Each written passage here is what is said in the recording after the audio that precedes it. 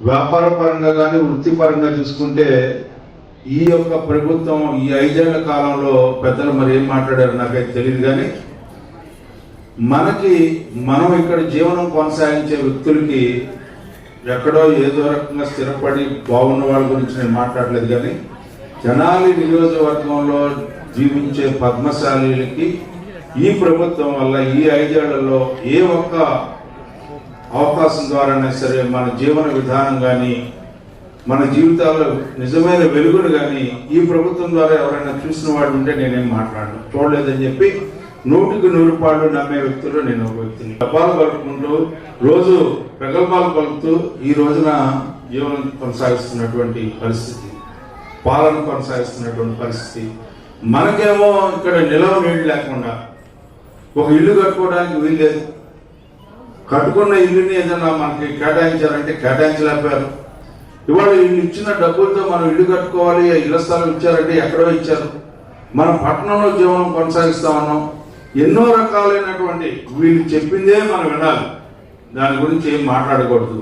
ఏమిటండి ఇది అంటే చెప్పేవాడు, మనం ప్రశ్నిస్తే చెప్పేదానికి ఎవరు లేరు. అక్కడ ప్రశ్నించడానికి వీల్లేదనే పరిస్థితి వీళ్ళందరికీ ఉందంటే వీటి గురించి మనం ఆలోచించాలి. అసహనంతో మనం జీవనం చేస్తా ఉన్నాం, అభద్రతతో మనం జీవనం చేస్తా ఉన్నాం.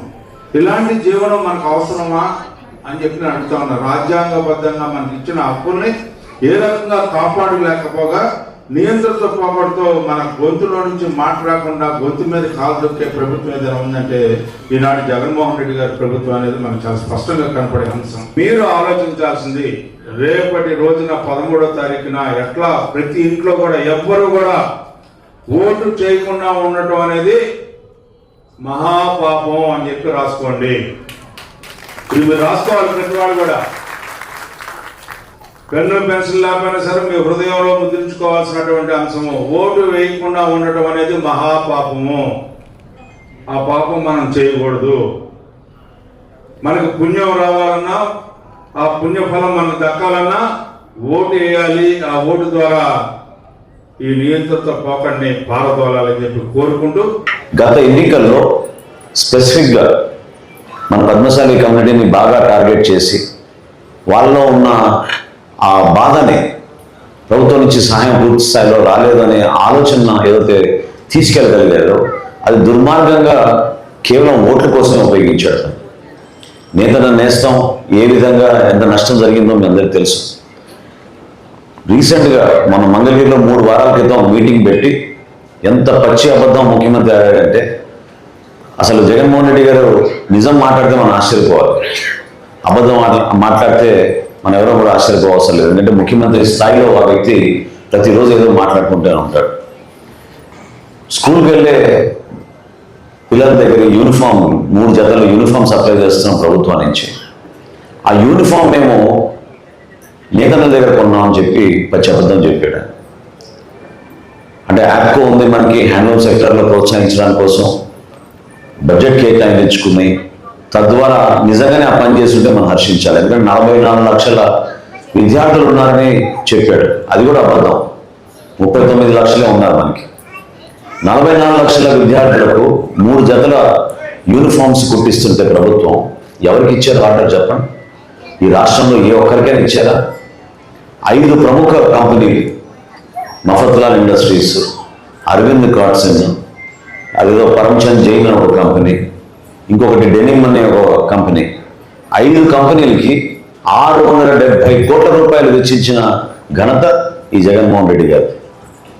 అదే 670 కోట్ల రూపాయలు మన నేతల కోసం, మన యాప్కో కోసం, మన రాష్ట్రంలో ప్రోత్సహించడం కోసం ఇచ్చి ఉంటే ఎంత అద్భుతంగా మనం ఈ రోజున వస్త్రాలు కేవలం మన బడికెళ్ళే మన విద్యార్థులకు ప్రభుత్వ పాఠశాలలో ఎంత చక్కగా మనం చేసుకోగలిగే వాళ్ళం. ఒకసారి ఆలోచించండి మీరందరూ కూడా. అంటే ఇంటింటికి తిరిగి ముద్దులు పెట్టి రకరకాల మాటలు చెప్పి పచ్చి అబద్ధాలు చెప్పి ఈ రోజున ఓట్ల కోసమే ఆయన మాట్లాడినప్పుడు గత 5 సంవత్సరాలుగా మనం చూస్తూనే ఉన్నాం. 3 వారాల క్రితం కూడా మంగళగిరికి వచ్చి మరొకసారి ఈ విధంగా ముఖ్యమంత్రి మాట్లాడుతున్నారంటే మనం ఏమనుకోవాలి? ఇప్పుడే రాజా గారు చెప్పారు, ఓటు గురించి మన బాధ్యత దేనికని. ఓటు గురించి మన బాధ్యత దేనికంటే ఆ మార్పు అనేది ప్రజాస్వామ్యం నిలబెట్టడానికి కోసం నిజాయితీగా ఎంతో మంది ఎంతో ఆశాజనకంగా చూస్తున్న పరిస్థితి ఈరోజు మన రాష్ట్రంలో. నేను 40 వార్డులు పాదయాత్ర చేసుకుంటూ పూర్తి చేసుకున్నాను ఎన్నికల ప్రచారంలో భాగంగా. 3 రోజుల నుంచి చాలామంది యువత ముందుకు వచ్చి ఇతర దేశాల నుంచి తిరిగి వచ్చారు ఓటు వేయడానికి. ఎంత విలువైన ఓటు మీరు అర్థం చేసుకోండి.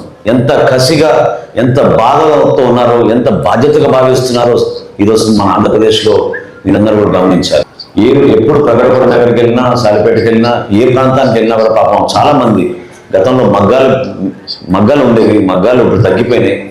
కానీ వాళ్ళకి ఇందాక అన్నట్టు కంటి చూపు తగ్గిపోయింది, వాళ్ళ ఆరోగ్య సమస్యలు కూడా విపరీతంగా ఉన్నాయి. ప్రతి ఒక్కరిని కూడా ఆదుకోవడానికి 50 సంవత్సరాలకి పెన్షన్ ఇవ్వాలనేది ఒక నిర్ణయం తీసుకున్నాం.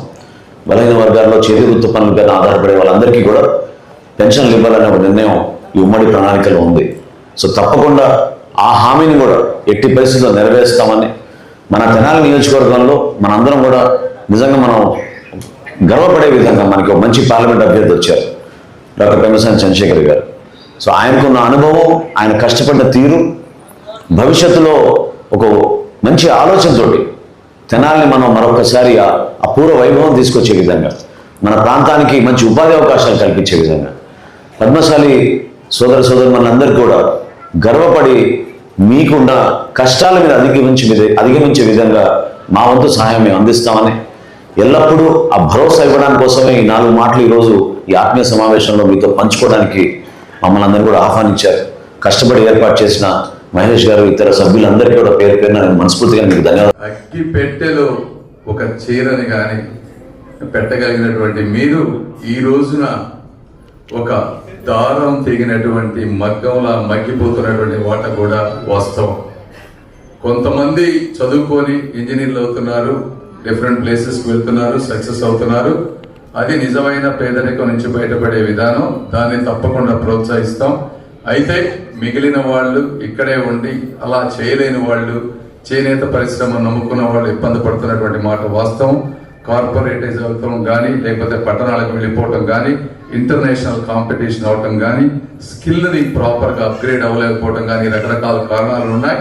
అయితే కొద్ది గొప్ప అదృష్టం ఏంటంటే మంగళగిరిలో లోకేష్ గారు పోటీ చేయటం ఒక విధంగా అంటే ఒక్కొక్కసారి ఏంటంటే మనం నెగిటివిటీని కూడా పాజిటివ్గా తీసుకోవాలి. లోకేష్ గారి లాస్ట్ టైం ఓడిపోవటం, ఆయన ఒక కసితో పనిచేయటం, అందరి విధానాలు తెలుసుకోవటం, ఈ రోజున చేనేత కార్మికుల గురించి పూర్తి అవగాహన పెంచుకున్నారు. ఆయన పెంచుకొని ఈ రాష్ట్రంలో అన్ని ప్రాంతాల్లో ఉన్నటువంటి చేనేత కార్మికులకి ఏదో ఒకటి చేయాలి అనే దాంతో ఒక ప్రణాళికతో ముందుకు వెళ్తా ఉన్నారు. ఓట్ల గురించి మనం చేయకూడదు అంటే అటువంటి ప్రయత్నం జగన్మోహన్ రెడ్డి గారు మీకే కాదు ఏ వర్గానికి కూడా ఓట్లు వేసుకున్న తర్వాత ఆయన బయటకు వచ్చిన పరిస్థితి లేదు. మిమ్మల్ని కదా ఒక ఎమ్మెల్యేనే తోటే ఆయన మాట్లాడరు, కొంచెం బటన్ నొక్కితే సరిపోతుంది అనుకుంటా ఉన్నారు. ఈ విధంగా 5 సంవత్సరాలు కనుక వదిలేస్తే కొన్ని వర్గాల ప్రజలకి తరతరాల భవిష్యత్తు నాశనం అయ్యేటువంటి పరిస్థితి ఈ రోజున. అయితే మేము మనోహర్ గారు కానీ, నేను కానీ, లోకేష్ గారు కానీ వీళ్ళందరం కూడా మీ ముందు బాధలు విని ఇవన్నీ ఏదో విధంగా చేయగలిగినంత సహాయం చేస్తామని మీ అందరికీ మనస్ఫూర్తిగా తెలియజేసుకుంటా ఉన్నాను.